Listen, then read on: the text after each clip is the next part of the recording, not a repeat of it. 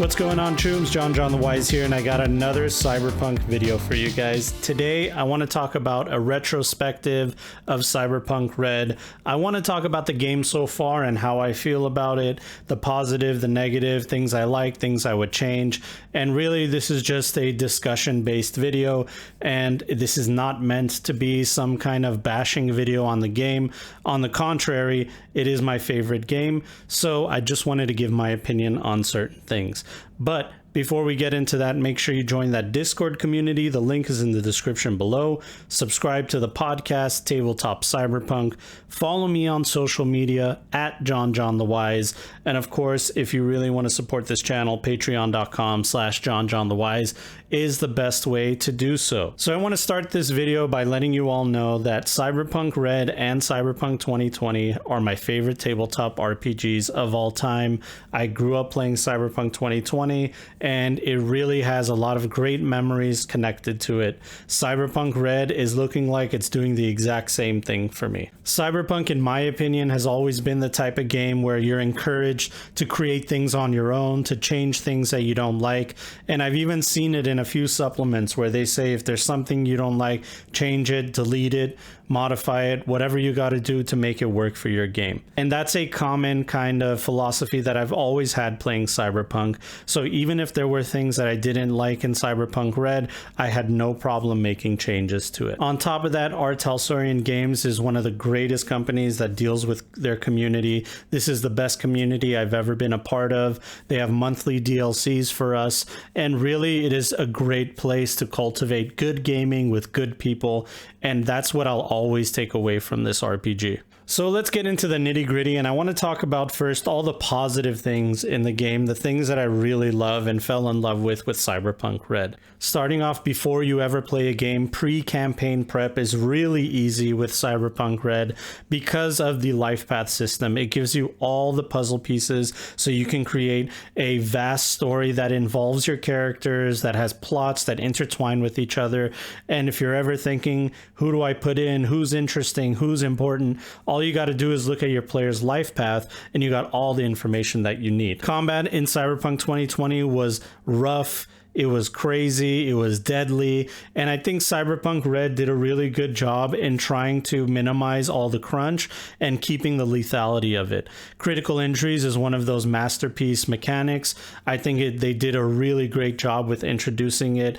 It always feels good when it happens at the table. It's always exciting, and that's something you want in a combat in a tabletop RPG. Also, what I really enjoy is if you have a character concept of some kind of character that you want, you don't really have to worry about trying to implement it or being constrained within the roles or class of your character. There's really anything that you think of can be done within the game. Instead of feeling you have any restrictions with the roles, they're just kind of jumping off points, an archetype of a character that you can work off of. We have so many really cool resources out there, like the app, the Cyberpunk Red app, the VTT support for Foundry or Roll20, and we're really fortunate to be able to have that. I've talked to the people that are behind the development of these kinds of things. It's all a passion project. They really love what they do, and I'm forever grateful that I love an RPG that has that kind of passion behind it. When you're playing the game, the mechanics for socializing and social role-playing are really superb. I've seen people that have never played the game before, and they were able to just get in and role-play without any issues. And that's because there's easy skill checks, they're easy to understand, they're easy to implement, they're easy to read off of your sheet, and all you have to do is just be creative with whatever narrative things you have going on in your head. The last positive thing I'll say about Cyberpunk Red is the cyberpunk aesthetic has not changed since day one of Cyberpunk 2013 and 2020. It's the same gritty, messed up world, even if it is the time of the red and there's scarcity and all these different things. It doesn't matter. People are still trying to fight to survive. You still got mega corporations breathing down your neck, and you got the implementation of technology that's moving society into a direction really quickly to the point where people are finding it difficult to catch up with it.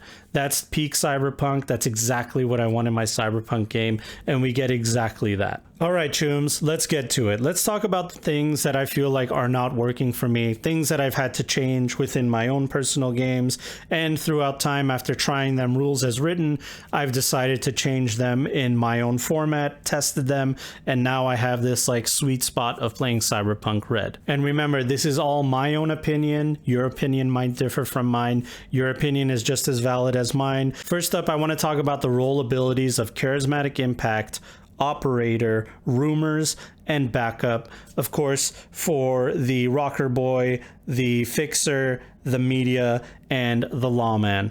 I've found in my own personal games that my players that have played these roles, they originally picked up these roles because they had a character concept. They were able to make the character, and right when we started the game, they realized, okay, well, how do I use my special ability?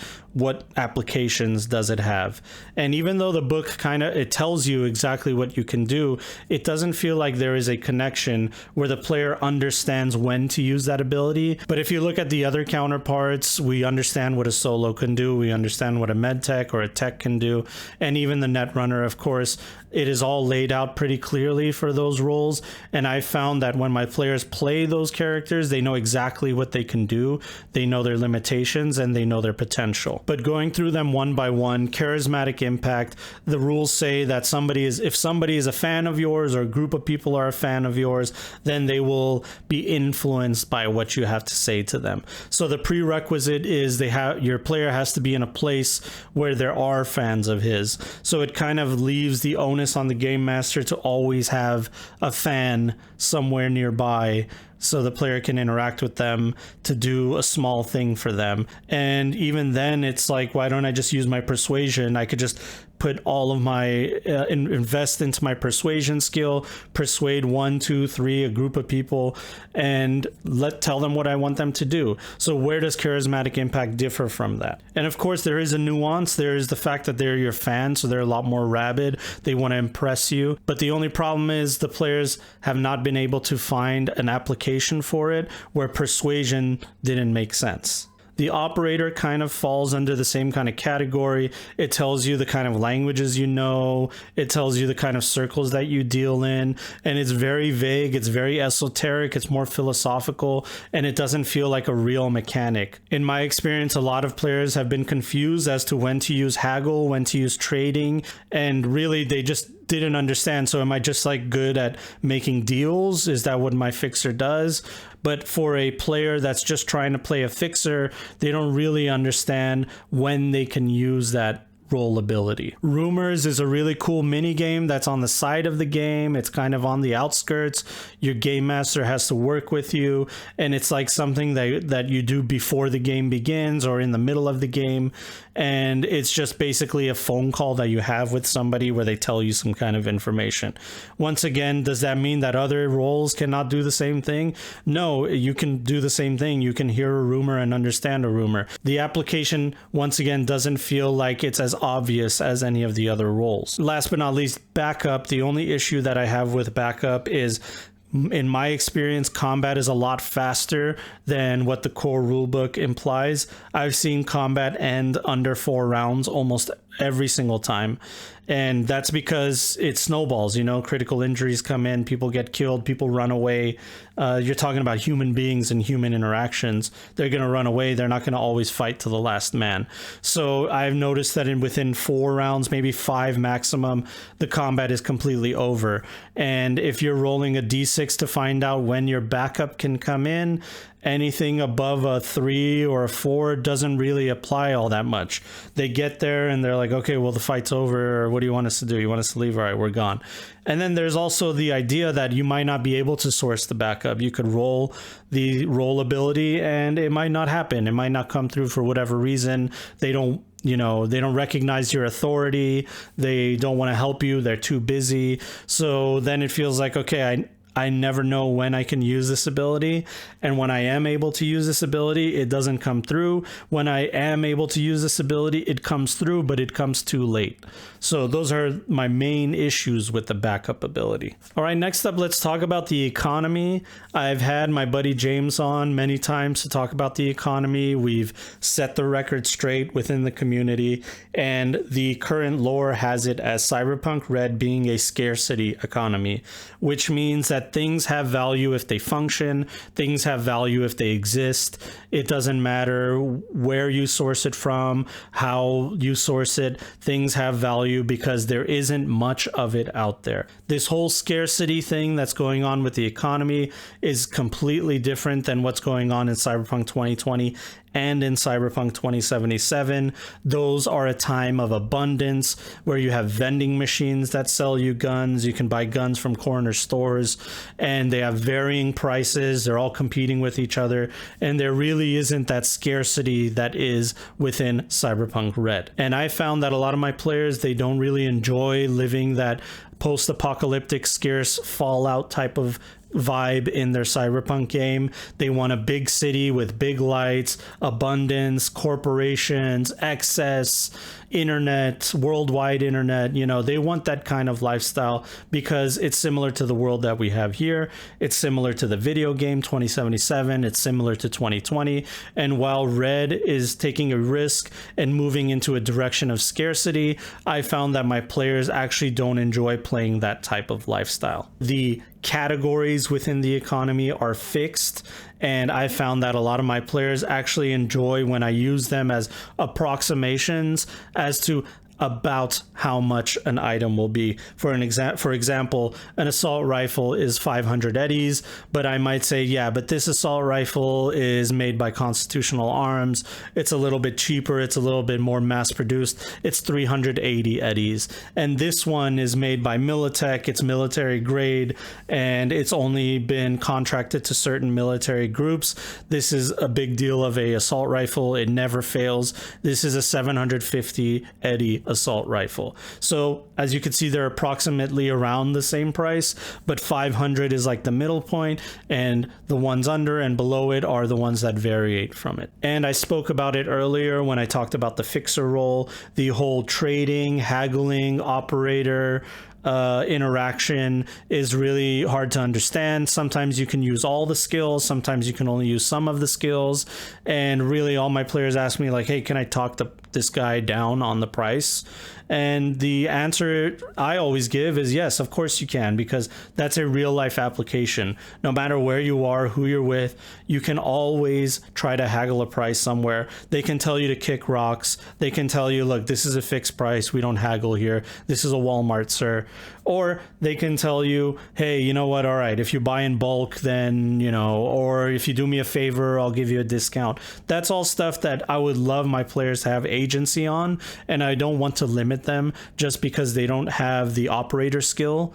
And then, you know, they decide, I don't want to make a fixer. I want to be able to do all these things without being a fixer. So what should I do? And it's like, okay, there's a trading, haggling, you know, there's all those other skills as well. Last but not least, when it comes to the economy, vehicles being absolutely scarce and super duper expensive, I understand why they are that way. That is so the Nomad feels like they're a very important class, but I really don't think that they lose anything just because other people can also source vehicles. And they've kind of listened to us on this kind of thing. This is something that people have talked about before. They've added more sourceable vehicles, more cheaper vehicles in Black Chrome, but there still isn't like a 2,000 eddy normal vehicle or 10,000 eddy normal vehicle that you can purchase. It's like a small, compact, easily, you know, super unsafe smart car kind of variant instead of like a Crown Victoria or something similar to that the players can purchase. One time, one of my players told me, hey, I need a vehicle. What do I do? And I told them, like, look, this is time of the Red. Vehicles are scarce. You're not going to see vehicles. And then they said, okay, well, aren't we in a city? We're in Night City, right? And I said, yeah, we're in Night City. Okay, are there vehicles on the road? Yeah, there's vehicles all over the road. It's a city, of course. There's vehicles everywhere. Okay, can I steal one of these vehicles? And it's like, yeah, You can steal the vehicle. What am I going to tell you? So here's my player not having the money, committing a crime that is they can easily get away from, and they steal a vehicle. A vehicle that in the core rulebook is worth like 40,000 eddies. They just stole it because that's what makes sense. You live in a metropolitan city, your car can get broken into, it can get stolen. And if my players say, hey, I need a vehicle and I don't have $40,000, what do? I'm going to steal a vehicle. So really, we just circumvented that whole pricing of like, oh, well, you can't get these vehicles because that's why they're so expensive, because they're so scarce. But it's like not consistent with living in a city and having a city full of vehicles. So where all these people are rich, where do they get the money? So that whole interaction is really difficult for me to explain to my players. Even though I explained to them we're in a scarce world and you're not going to find those vehicles, they still can't wrap their minds around not being able to have a vehicle. I live in Los Angeles. You can't survive in Los Angeles without a vehicle. And Night City is supposed to be kind of like a Los Angeles type of city. So it's supposed to feel kind of the same way over there as well. All right, next up, let's talk about weapons. I know that this has been one of these hot topics since the beginning of the game. A lot of folks have said they don't like that weapons have been categorized in the these weapons do 2d6 damage, these weapons do 3d6, these do 4, these do 5, etc., etc. But the problem with that is there is no nuance to weapons. It's more like you have this type of weapon, I have this type of weapon, and that's basically it. Yours is a heavy, mine is a light. You have an assault rifle, I have a pistol. There is no more of that feeling where it's like you have a pistol from a heavily manufactured company where they make 1,000 of those every second, and I have a pistol that I got from an Arasaka corporate executive's office when I broke into it, opened his drawer, saw that beauty there, and now it's my pistol. Yes, it's true, there's exotic weapons, but I don't like the idea that if a weapon is not a standard weapon, it's exotic. And of course, there are modifications, there are attachments that you can put onto weapons, but I don't think they're as extensive enough as they could be, possibly due to balance. Putting a bunch of like equipment and stuff on your weapon might make it very overpowered, but it's also fun to do that. That's why a lot of people play those Call of Duty games and stuff like that. They want to have things like, spilling out of their weapon 4 different sights and 2 extended magazines, because it's fun, it's customizable, it's cool. And it would be cool to see some extra mechanics or some extra capabilities to do that kind of stuff onto a weapon. But if there's one thing that I really hope I could have changed from the weapons is how much damage they do. In Cyberpunk 2020, we had certain guns that did 3d6 plus 2 damage, and then there was other ones that did 5d6 damage, and it's like, okay, is that better than the 3d6 plus 2, or is the 5d6 better in certain applications? I do like the minimum damage, the guaranteed minimal damage from the other weapon, and you see that's where you can start theory crafting and doing stuff like that. So just to round out what I'm trying to say about weapons is I wish there was a little bit more variation, a little bit more customizability, more room for theory crafting than what we currently have, in the effect where you actually have to have an exotic weapon to do something interesting with your weapon. Otherwise, it's just a standard weapon, and I don't think the modification system is as in-depth as it can be for a game like this. Next up, I want to talk about the golden rule of cover. Currently, rules as written, the rule is if any part of your body is exposed while you are behind a piece of cover, then you are considered not to be behind a piece of cover. If your little pinky toe is showing outside of a piece of cover, you are considered to be not behind a piece of cover. There is no partial cover, there is no 3/4 cover, there is no implementation like that. I've found that to be kind of confusing, and of course I've made whole videos about it. I've had countless questions on Night City Council about it, where people ask, so do I end my turn behind cover? And if it wasn't for James explicitly saying like, yes, you can use the last portion of your turn to duck behind the piece of cover after you shoot, and you are considered to be covered. Now that's great. I understand it. I understand if you throw a grenade, there's a special rule with with a grenade, if it explodes and destroys the cover, then the person behind the cover takes the full damage as well. So of course there's ways around the rule of cover. I understand that adding stuff like partial cover or 3/4 cover just adds a little bit more complication to the game, and that's something they wanted to tone down on. They wanted to make sure that every turn was quick so everybody can do their turn quickly and get through the game. But I think that sometimes complexity actually adds flavor to the game, and it feels like maybe this was one of the cases where they needed to keep that kind of mechanic in. So instead of trying to trade off like, hey, do I want to be behind this small piece of cover? It gives me a little bit of protection, but I will be in better range and be able to support my teammates.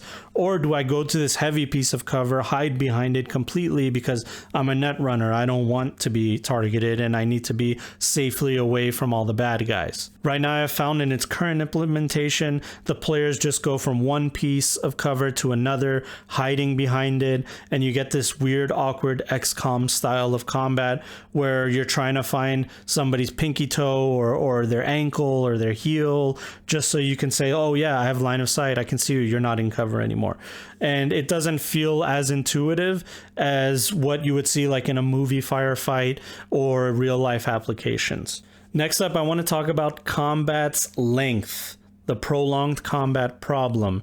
Prolonged combat in Cyberpunk Red is absolutely deadly. Once those critical injuries start rolling in, the combat can become really deadly on the side of whoever got those critical injuries. That's what I've noticed. That's what I've seen. I love it, in fact. I really like that. I love that combat ends quickly. That way we can get on to doing other things. But that also means that there isn't enough room to do other things like net running or calling in backup. Having a big net architecture going on with multiple floors and multiple things to do.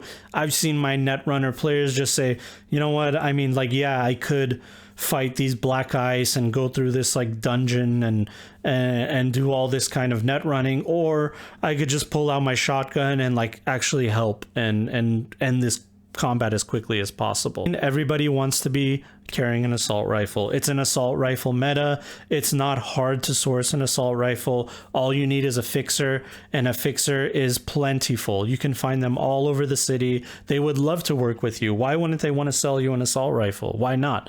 And what does that leave me to do as a game master? I have to be like, no, it's not, it's too soon. You guys can't have assault rifles yet. And that doesn't feel fun, you know? That doesn't feel fun for the players. It doesn't feel fun for the game master to be like, hey, no, I don't want you guys to be as powerful yet. So of course I'm like, yeah, if you want an assault rifle, you got it. It's sourceable. You don't even have to talk to a fixer. And lastly, what I've noticed with the assault rifle and it being an assault rifle meta in Cyberpunk Red is I've had players make these fluffy characters with great lore, and they're like, I only carry a pistol because I'm a pistolero, and that's why I carry a pistol. I will never use an assault rifle because that's not what I've been trained in. I've been trained in the way of the handgun. And what ends up happening is they're like, oh, well, I'm doing like terrible damage. Like I'm consistently doing less damage than the rest of my party because they all have assault rifles, and I'm being punished for picking a character that has a weapon that is not as significant as an assault rifle. And what I've ended up having to do is letting them know, okay, look, you can retroactively have an assault rifle, give yourself the shoulder arms ability, or I'm going to homebrew that your pistol is a special pistol that does more damage than the other pistols. At the end of the day, I want my player to have fun. I want them to feel like they're involved, and I don't want them to change a character concept that they've come up with just because a mechanic in the game isn't really allowing them to be at their full potential. Next up, I want to talk about martial arts. I want you guys to understand that martial arts is a big passion of mine. And it's something that I've loved ever since I was a kid, and I saw the Ninja Turtles and Bloodsport, Enter the Dragon, and I'm into MMA, I'm into the UFC, I'm into all of that stuff. So martial arts is one of those things that I really, really enjoy. And unfortunately, I don't think that it's been implemented really well in Cyberpunk Red.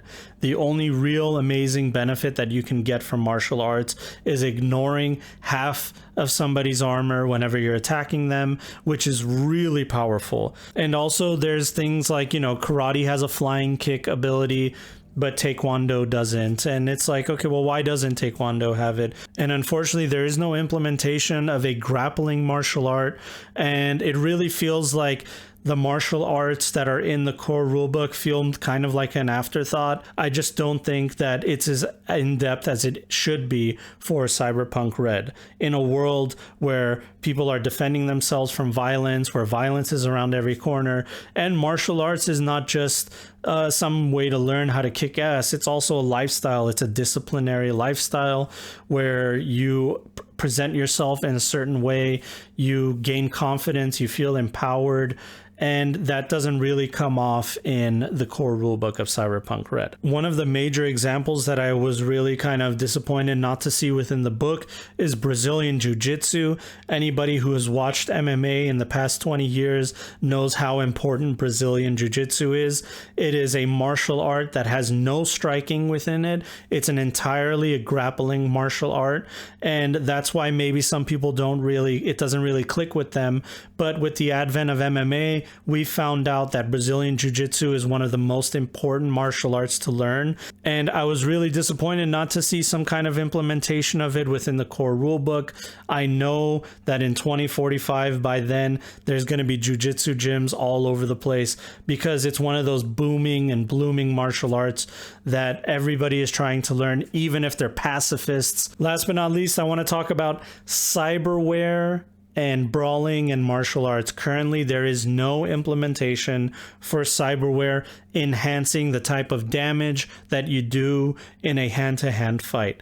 I think that I kind of understand where they're coming from, only because I played Cyberpunk 2020, and one of the most overpowered builds that were out there was taking any kicking martial art and having cyber legs, or any punching martial art and having cyber hands. You would do an insane amount of damage. Like, I've seen it up to like 16d6, I believe one of my friends did. If you have a cyber limb, you do extra damage. It's the logical step. It's the idea, if I karate chop you with my hand, it's going to do X amount of damage. But if that hand is made out of chrome, then of course it's going to do more damage, right? It's just the logical next step. But currently there is no such implementation within the game. These are all suspensions of disbelief that I'm giving to my players to tell them that, hey, we're playing a game needs to be balanced, and unfortunately these are the ways that we balance the game. Well, there we go, chooms. That's it. I hope that this video wasn't taken the wrong way. I really didn't know if I should make this video. I know that I talked about it in a past live with the viewers, and it's something that I've been wanting to do because I have been making changes within my game. I have been making homebrew, I have been writing, and I really wanted to share my ideas with the community.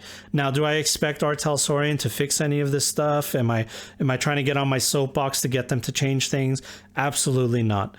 They've made my favorite game. I love this game, and if they never want to change it in the direction that I would want them to change it in, it doesn't matter to me. I will still support this game. I know that there's a lot of opinions out there. I've heard some of yours, and some of them I agree with, some of them I don't, but just know that your opinions are valid, and it's okay to not like things the way they are. It's okay not to play Cyberpunk Red if you don't like it, and it's okay to play it and change things if you do like the game but wish some things changed. And of course, it's okay to play the game rules as written without making any changes at all. Now, lastly, before this video ends, I want to say thank you to all of you for getting me to 10,000 subscribers on YouTube. I really appreciate the support and love I've been getting in this community. Big shout out to all of you chooms on my Patreon, all of you chooms on the Discord, the social media, Artelsorian Games, and everybody else involved with making this channel grow. I really appreciate all the love and support. Well, we'll see you guys on the next one. All right, take care.